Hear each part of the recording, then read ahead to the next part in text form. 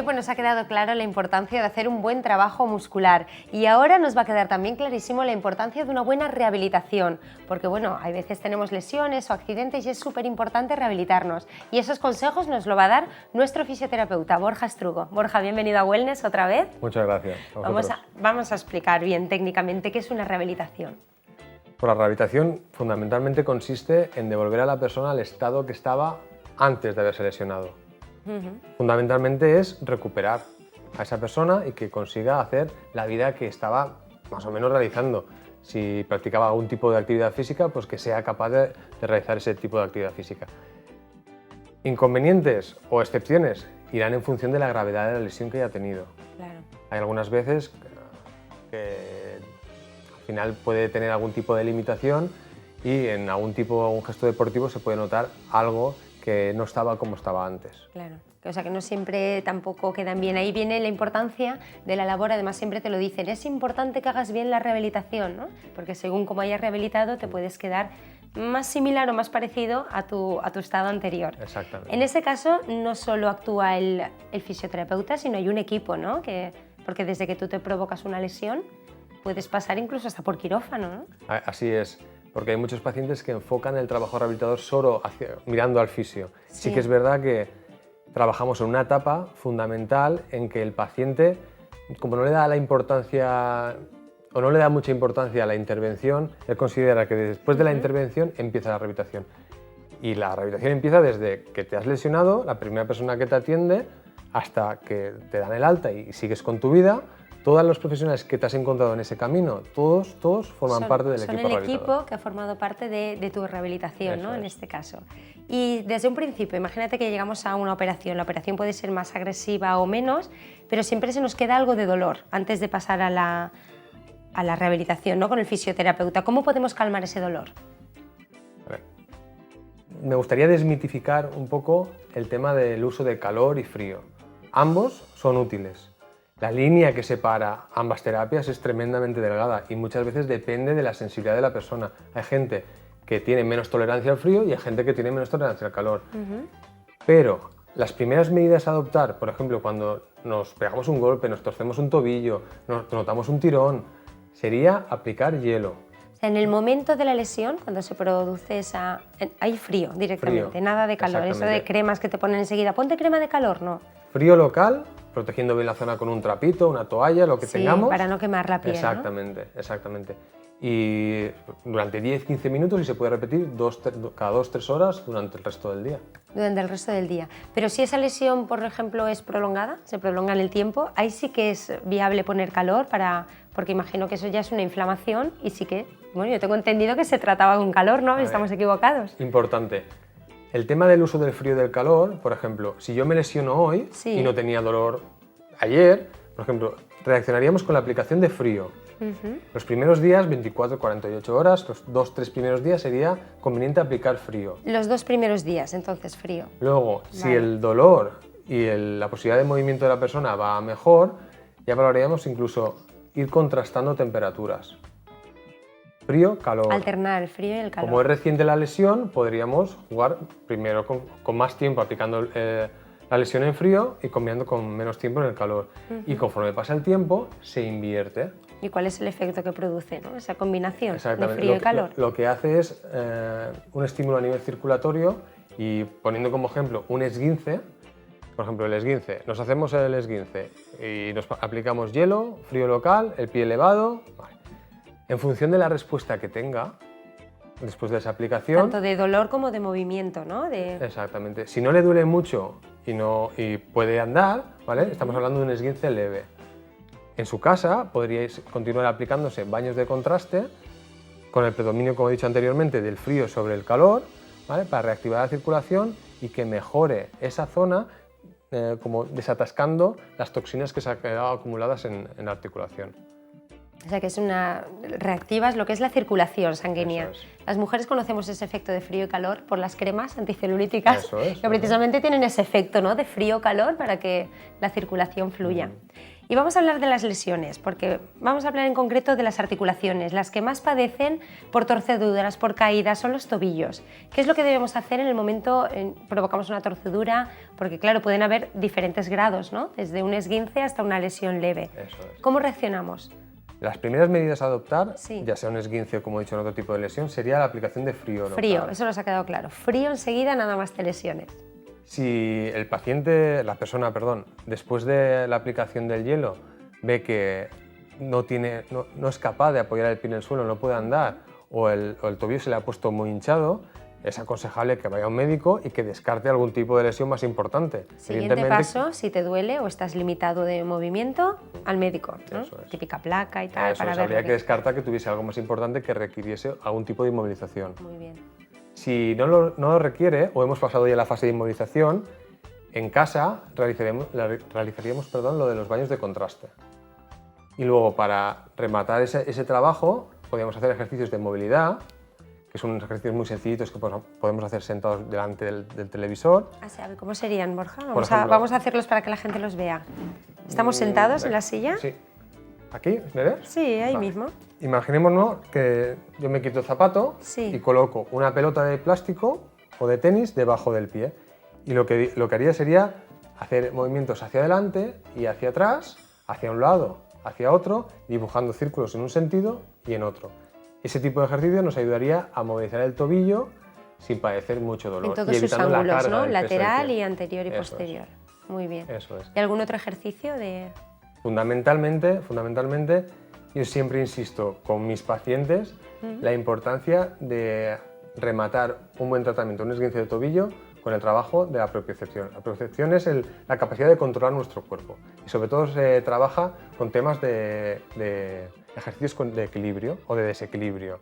Hay uno muy sencillo que podemos hacer en casa también, estando de pie al lado de una silla o una mesa, tan solo para que nos dé un poco de seguridad. Un punto de apoyo, ¿no? Tener Eso un punto es. de apoyo. Nos ponemos a la pata coja sobre el pie lesionado, descalzo, y intentamos aguantar 20 o 40 segundos.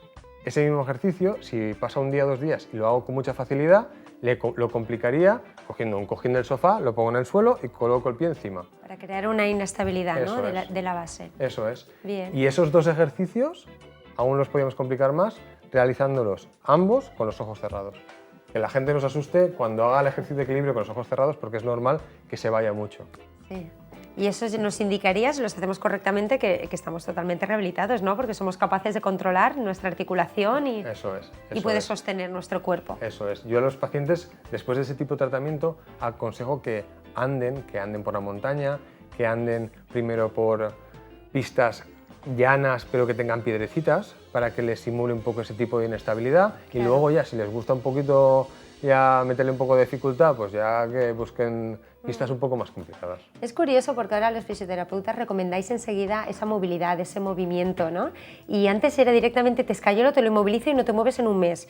Y realmente eso ya se ha visto que no, que tú tienes una lesión y cuando empieza a rehabilitarse tú ya tienes que darle esa movilidad, ¿no? Para que vaya funcionando. Eso. Por cierto, son buenos los ejercicios. El entrenamiento de electroestimulación, por ejemplo, tuvimos aquí el otro día a dos personas de Nubody, de un centro que colabora también aquí con el programa, y nos comentaron que para lesiones es muy viable hacer ejercicios de electroestimulación. ¿Tú lo recomiendas? Perfectamente, porque lo utilizo a diario. Ah, sí, tú lo utilizas. Conseguimos trabajar la masa muscular sin mover la articulación. Eso es. Se llaman contracciones isométricas, que lo que provocamos son contracciones del músculo sin sufrimiento de la articulación. Entonces, en un momento inicial de la fase de recuperación, ya sea después de una intervención o un tratamiento conservador, lo indicado es eso, empezar a estimular la musculatura sin que sufra mucho la articulación. Bueno, pues entonces ya sabes, recomendado. Los pasos a seguir: me pongo frío enseguida que tenga la lesión, acudo a un médico si el dolor persiste, y luego a un rehabilitador y empiezo a hacer ejercicios de movilidad, para no acostumbrarnos. Vamos a continuar hablando contigo, Borja, pero en unos momentitos, unos consejos publicitarios y volvemos.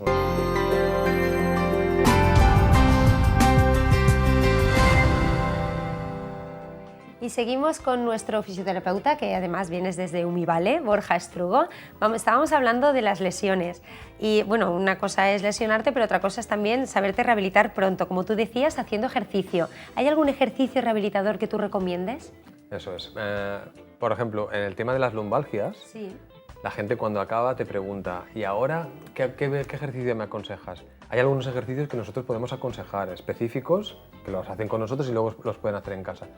Pero yo especialmente aconsejo que se apunte a Pilates terapéutico, que es una clase guiada, y se trabaja un tipo de musculatura que es hoy por hoy casi lo más comprobado en la eficacia del tema de las lumbalgias. Y sobre todo, tratamiento y luego mantenimiento. Tratamiento y mantenimiento, sí, que la verdad en el Pilates es una gimnasia muy controlada y tienes siempre que especificar qué dolencia tienes y el monitor ya te adapta los movimientos que pueden ser, como digo, muy controlados.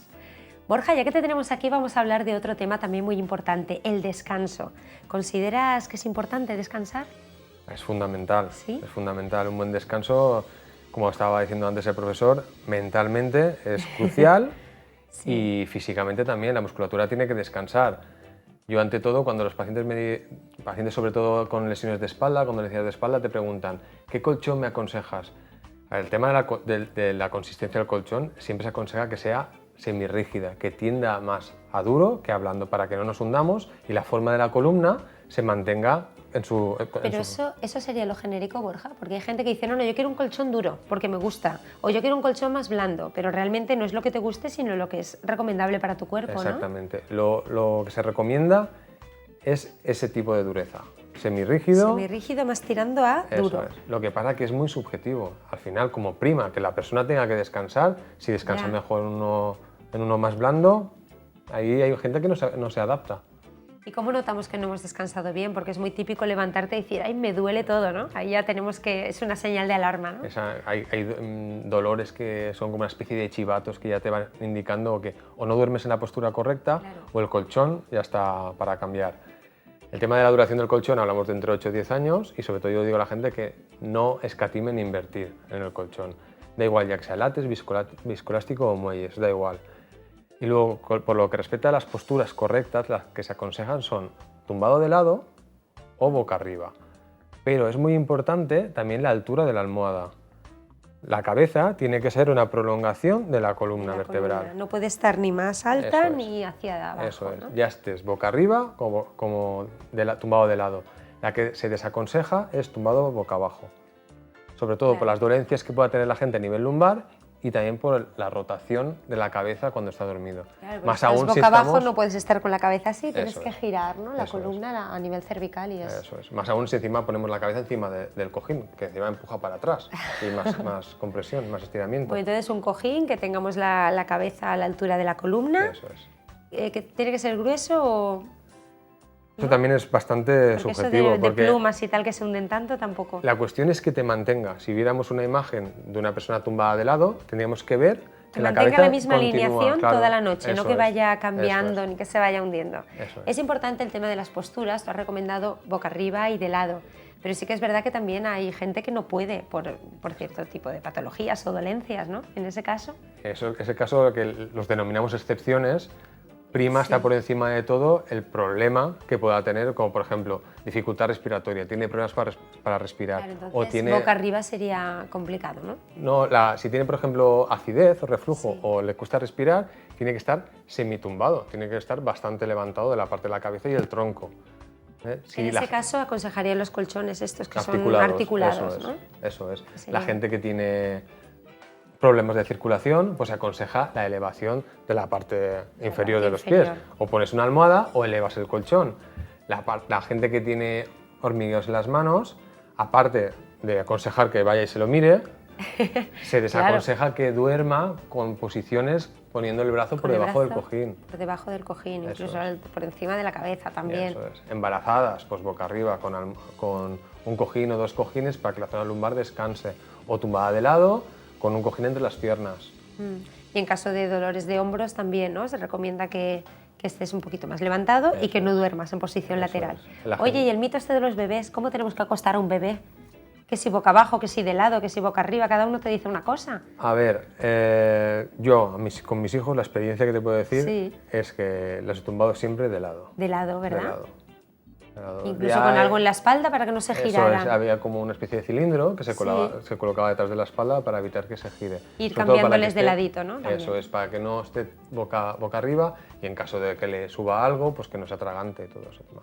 Bueno, entonces hemos quedado, Borja, que el descanso es importantísimo y los factores que tenemos que tener en cuenta, el material que utilizamos, tanto el colchón como el somier, la almohada, que es importante que la columna esté siempre alineada, y sobre todo las posturas, que es fundamental mantener una buena postura. ¿Algún consejo más que quieras darnos?